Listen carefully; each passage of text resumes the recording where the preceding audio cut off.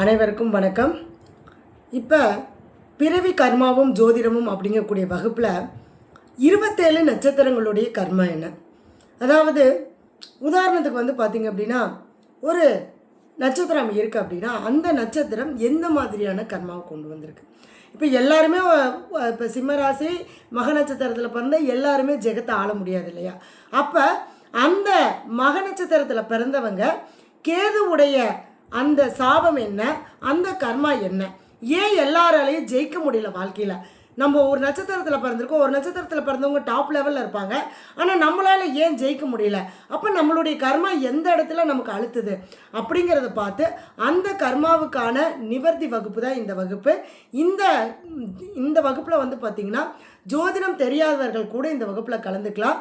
உங்களுடைய கர்மாவை நீங்களே நிவர்த்தி செஞ்சு உங்களோட வாழ்க்கையில் ஜெயிக்கக்கூடிய ஒரு அற்புதமான வகுப்பு தான் இந்த வகுப்பு. இந்த வகுப்பில் கலந்துக்கிறவங்க கீழ்கண்ட நம்பருக்கு தொடர்பு கொள்ளுங்கள். நம்பிக்கையோடு வாங்க. நன்றி, வணக்கம்.